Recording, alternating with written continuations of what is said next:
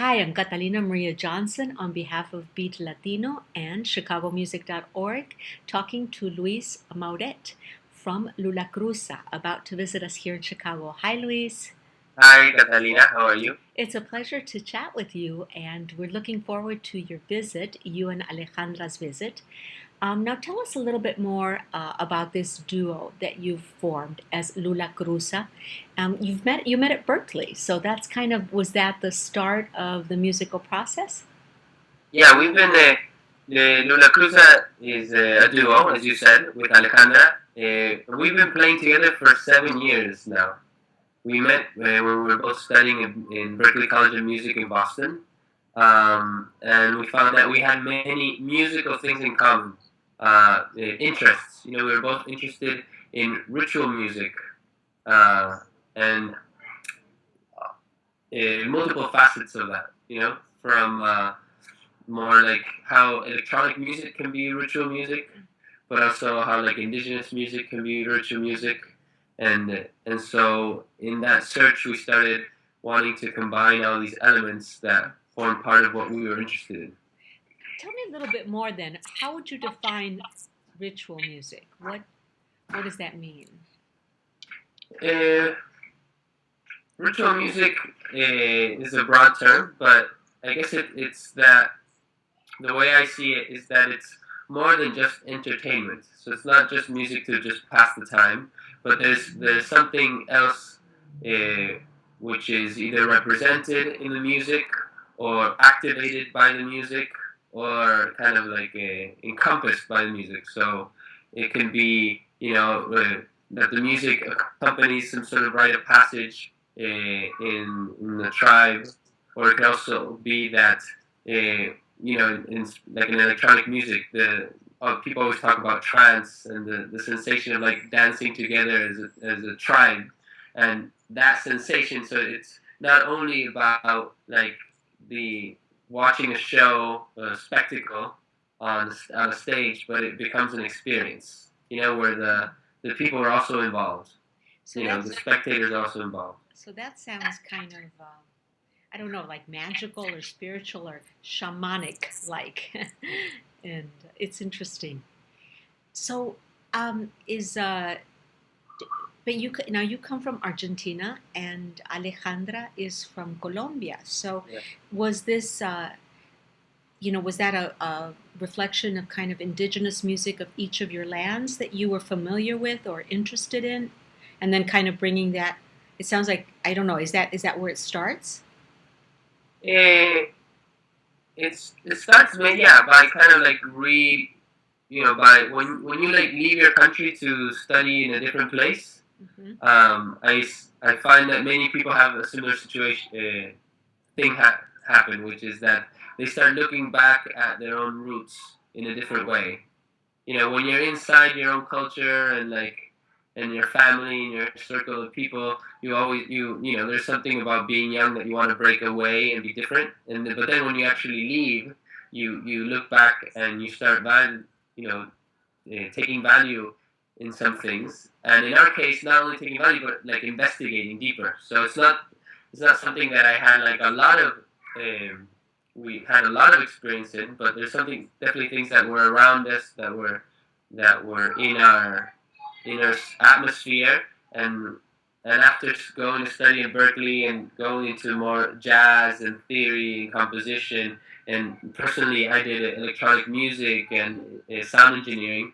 Um, Looking back at what are the roots of our music, and if you go further, what are the roots of music? Where does music come from, and what are the first reasons and ways people made music, and the reasons why people get together to make music. I've noticed in a lot of your written materials, and it seems like a word that really does ring true. You use the word luminous, and Yes. I'm curious about the use of that word, and your music does it is very luminous.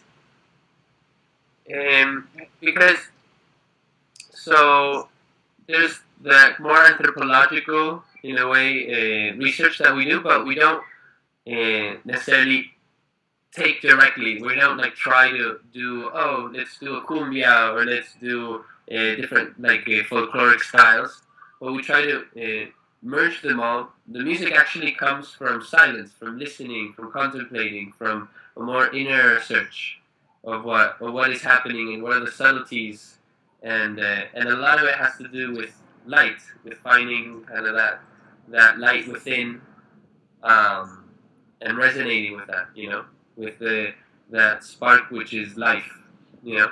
So in a way, I feel what we were talking about before could be like the form, what forms it takes, but the inspiration is actually, but what it has to do, because a lot of the reason why ritual music exists is because there's something. The music is around something, so it's around a birth or a death or a rite of passage or a group merging, and so that has to do with more fundamental things of being human and being alive, and which I think are more related to light and darkness and life and death. And That's a lot of philosophy. yeah, it's a hard question you asked. It's not an easy question. Interesting.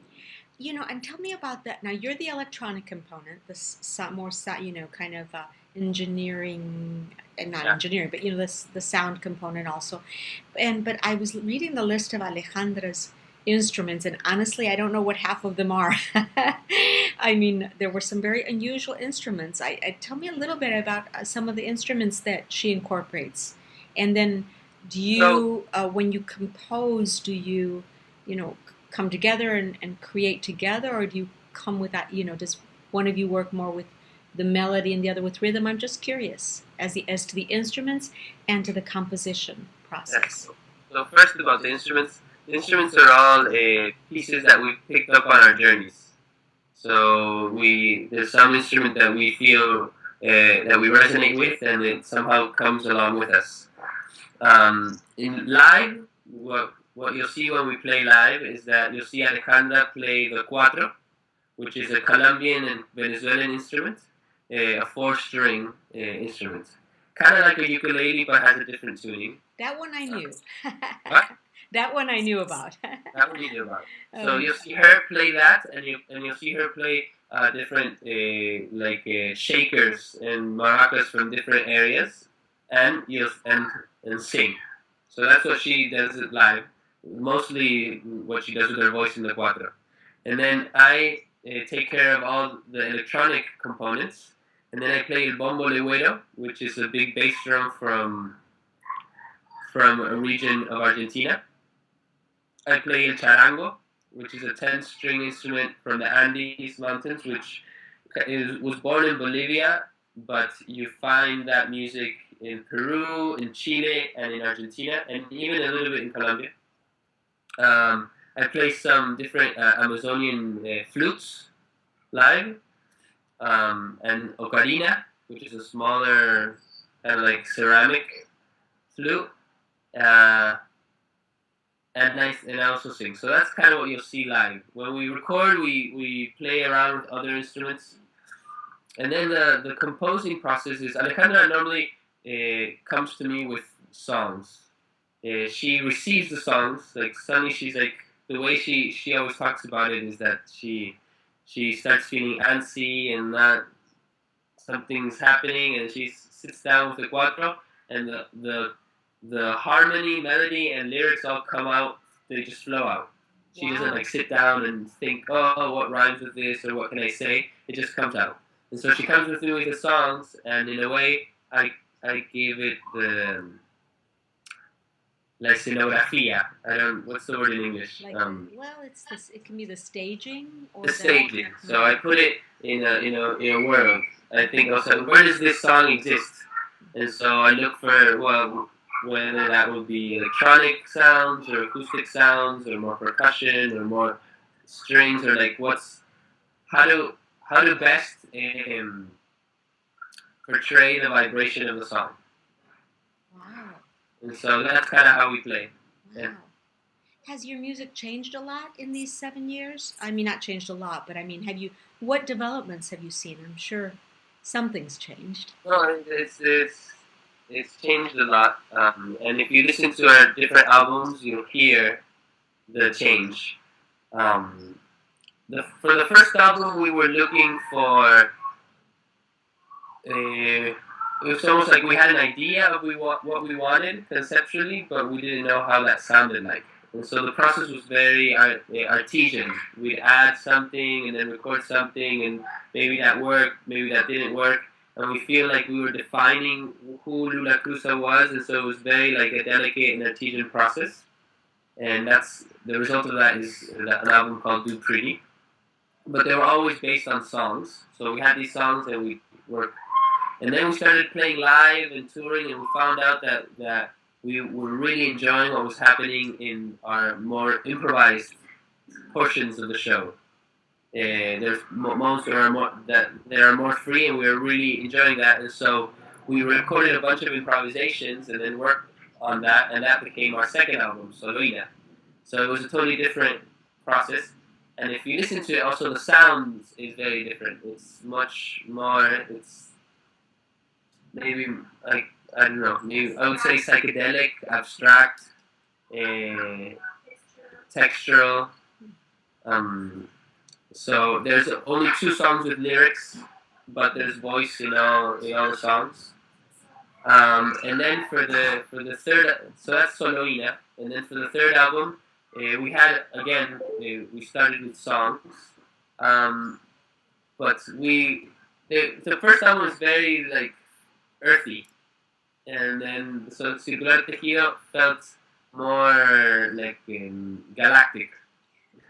And so we ended up using a lot more synthesizers and electronic instruments and electronic sounds. Always based on the cuatro and the charango and the bombo and the certain acoustic elements, but incorporating. And the way I feel it is I feel like for the first album we had a palette of colors that was like this wide, and if you would go out of that, it wasn't Lulacruza anymore. But then with every album, I feel like we're like expanding and opening that palette, and so more and more things fit. Like almost like the identity of the music that we make gets more consolidated, solidified, and so more things can happen without putting the identity at risk. Interesting. Wow. Wow. Wow. The name Lulacruza. Where does that come from? Lulacruza comes from Alejandra. Before studying music, she was studying literature, and she would use her pen name Lula, and she would sign Lula. And so when we were thinking of names and coming together, we felt like Lulacruza. Cruza is like a cross of worlds and cross of ideas and people, and so we liked the sound of that, and so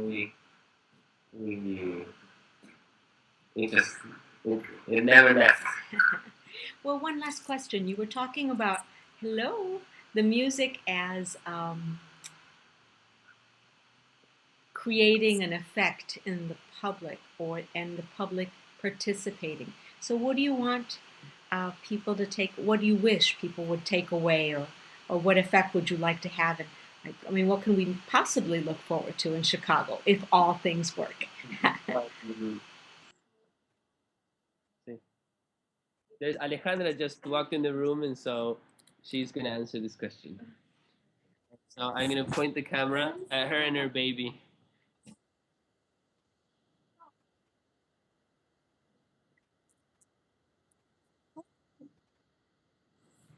It's very hot here, so we were taking a shower so she would rest. I think like reminding people of our creative potential, and there's like a certain. I feel like there's like memory is kept in a crystal inside people, and with the music, that vibration is like activated again, and it resonates with something that you already know from before. So you remember very basic things about being human and how we truly create with our words, with our actions, and with our thoughts. That it's everything is made of vibration, and that everything that we create matters and makes the world be what it is. So that's And what's the baby's name? Maya. Maya. Hi, Maya. And thank you, Alejandra and Maya, for visiting us and being with us. And we look forward very much to vibrating with you when you visit us in Chicago in the very near future for our World Music Festival. Okay, thank you so much.